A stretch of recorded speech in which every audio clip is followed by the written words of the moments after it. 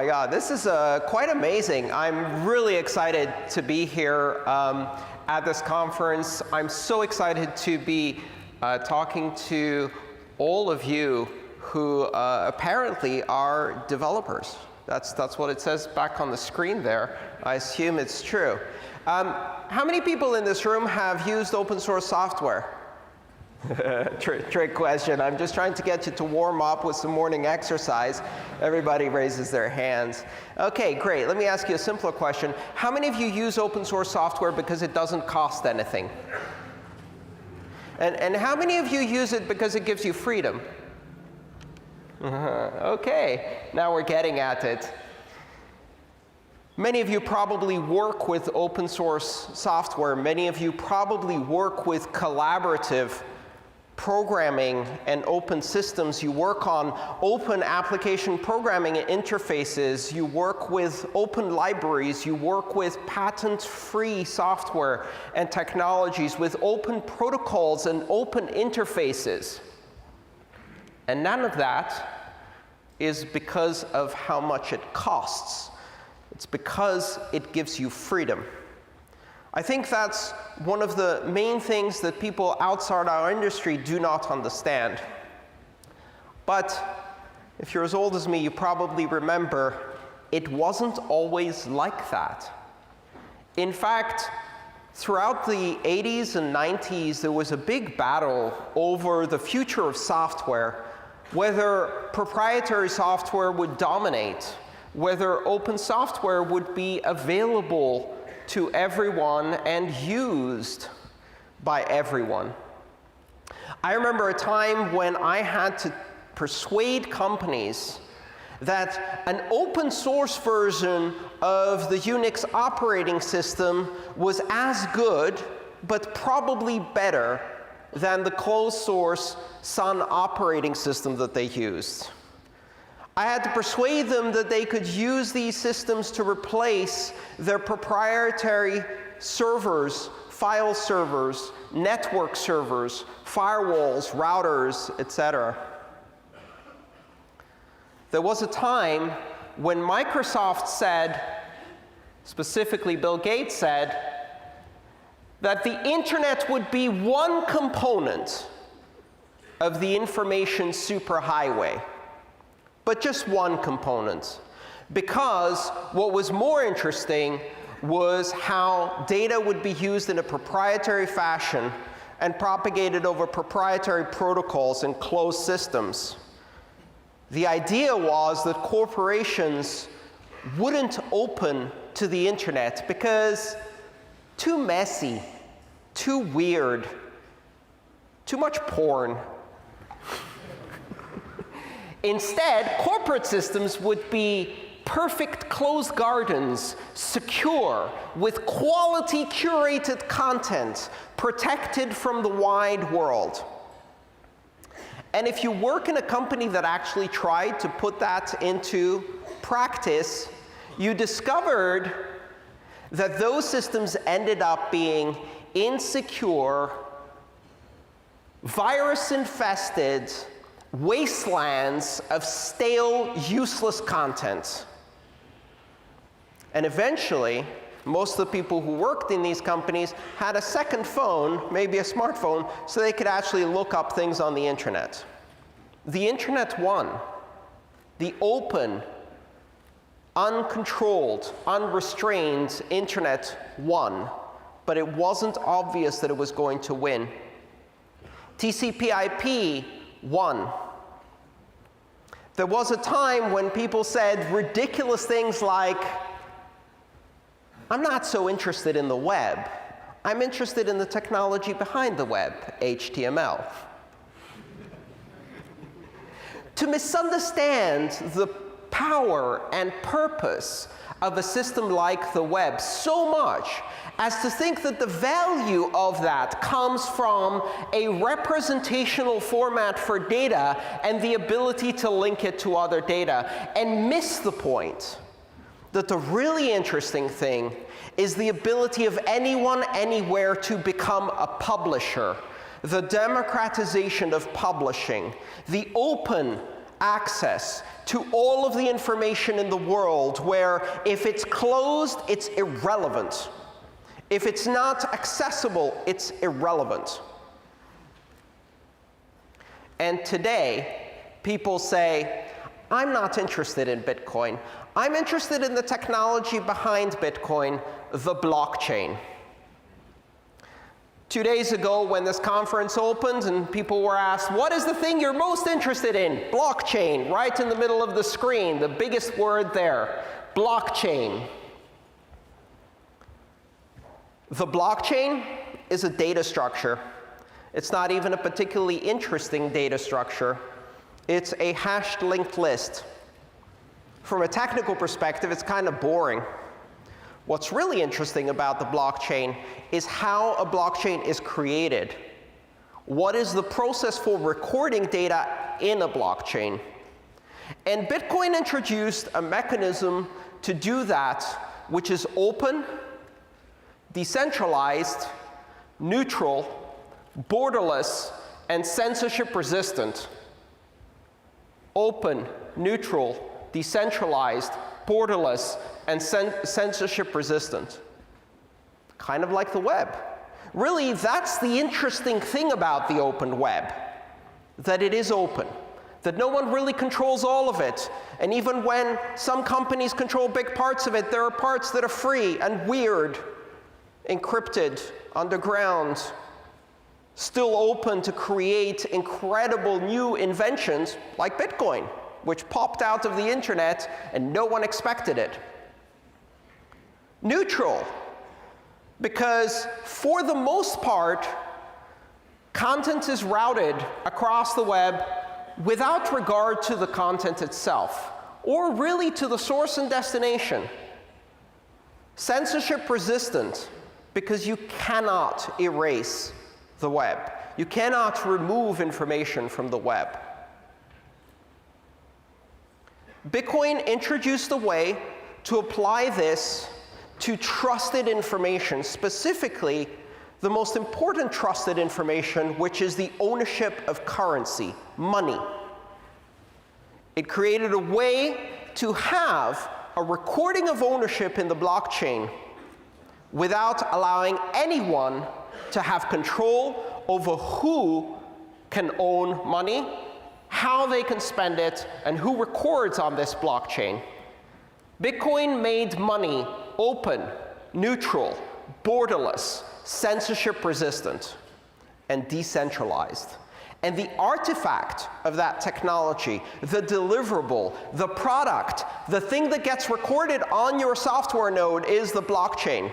And that blockchain is a necessary but not sufficient component to create the real magic, which is a platform for trust that is not controlled by anyone, that cannot be erased or changed after it has been recorded, a system that is open, neutral, borderless, and censorship resistant. It's not about blockchain. In fact, if you take blockchain technology and you apply it in an environment that is closed, such that it is controlled by one party, such that a party can decide which transactions get recorded and which ones are not good transactions. They're bad transactions, evil transactions, ones that should be censored. Then you lose all of the interesting properties of the open blockchain. So whenever I talk about this space, I always put at least one word before blockchain, and that is open blockchain. And open means open source, it means open access, it means open to innovation without permission, it means innovation at the edge, not the center.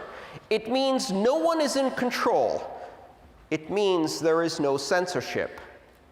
It means it is neutral. You don't require a patent to participate in this technology. It is neutral because in this system of trust, The source, destination, or content of your transaction, or even the purpose of your transaction, does not matter. It will be routed. And there is no way to stop someone from routing. Almost every day I meet people who come to me and say, yeah, I'm kind of interested in Bitcoin, but I'm more interested in all the other applications we can do with blockchain. Not the blockchain, just blockchain. It's become a generic word.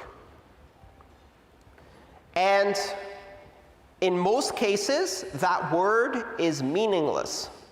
What it means is I'm trying to redo everything where I used a database, only now we can do it with something that is 100,000 times slower and less well tested. If you create a centralized blockchain, if you have a central point of control, if it's not open, borderless, censorship resistant, and neutral, then you should have used Microsoft SQL Server Enterprise Edition or Oracle. The problem is no one is going to pay a consultant to rebuild Dubai's real estate records on Microsoft SQL. That's not going to get you any magic VC money sprinkled over you just because you go to Silicon Valley. In your hotel room, you go in front of the bathroom mirror, you turn off the light, and you say, blockchain, blockchain, blockchain 3 times. And a VC jumps out of the bathtub and starts throwing money at you.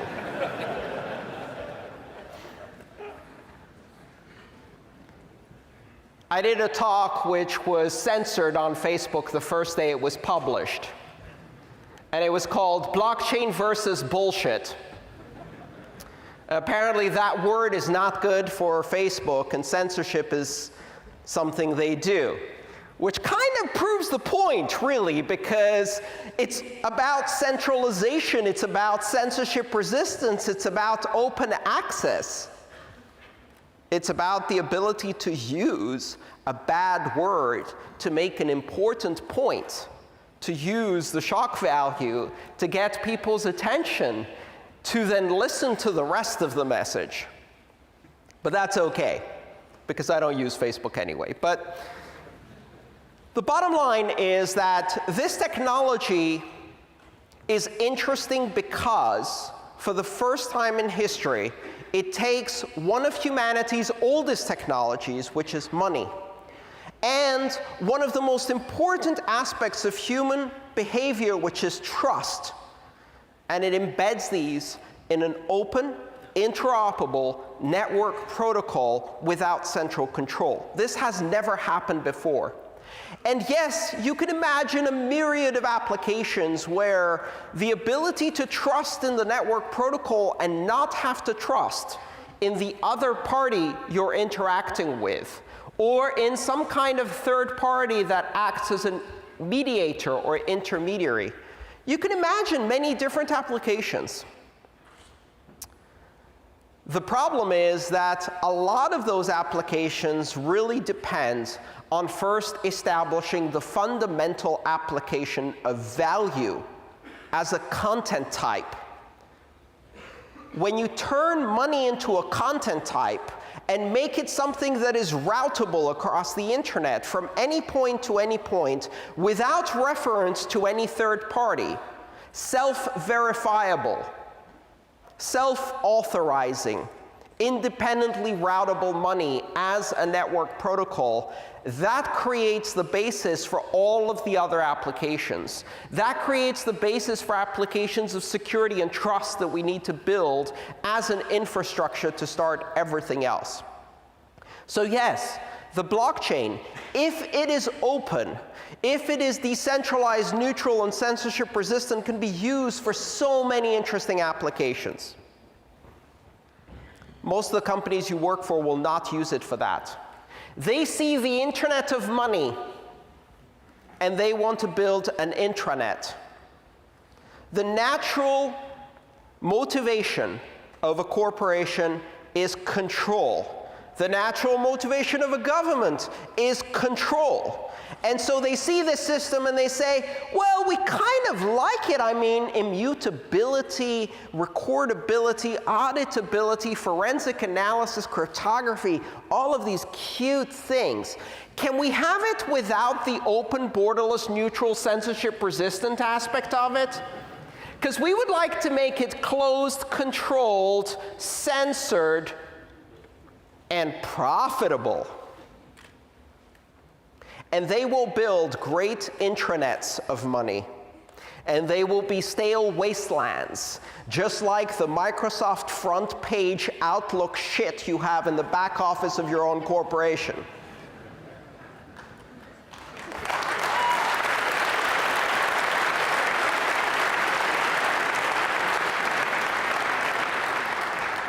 So when somebody says, I've got a blockchain, I'm going to apply it to my new application, the first question you should ask is, what kind of blockchain and why do we need one? I only have one slide, but if I wanted to do a perfect presentation about blockchain to a corporate environment, as one of my friends on Twitter recently said, you only need one slide. It says, you don't need a blockchain. Thank you. Questions? The bottom line is that the number of applications where you truly need a borderless, global, censorship-resistant, neutral platform to establish trust and immutability that cannot be attacked or compromised by anyone, not even colluding state-level actors and giant multinational corporations, despotic, disgusting, dictatorial regimes, censorship-ridden hellholes. The only applications you need for that can be counted on the fingers of one hand, maybe. But I'll tell you which one application immediately is important. Money. We don't like to think that money is an important application, especially in Western liberal culture. Money is dirty. It's the root of all evil. It's not the money that's dirty. It's the current architecture of money, which is centralized, hierarchical, and controlled, that is dirty. Turning money into a network protocol that we can spread to the entire world and give to every person who currently doesn't have access to banking facilities, to the billions of people who are cut off from the current financial system, just to give us a bourgeois sensitivity of safety, which is a lie to start with. A system of control so pervasive that it has been weaponized throughout the West to be used as a system of political power and control. Proprietary money is the cancer of modern societies, and it has infected democracy, and it is killing democracy. And the answer to that is open, neutral, borderless, censorship-resistant, open source money as a network protocol, as an open interface, as a system that can be given to anyone who has an IP-connected device of the most basic functionality, which gives them the power to independently verify, authorize, authenticate, transact globally with anyone. And then, once we have that solid platform, we can build applications of trust, applications like authenticated voting, applications like ownership control for real estate and other assets, applications like open source law through smart contracts, open source privacy systems.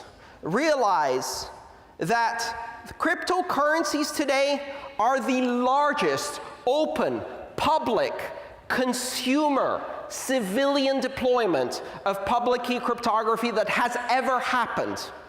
We have now arrived at the golden age of cryptography. The cypherpunks are finally winning, and we can apply that amazing technology to one of humanity's most ancient, most fundamental technologies, a system of communication of value that we call money. And for the first time in history, money is a content type, Money is a protocol. Thank you.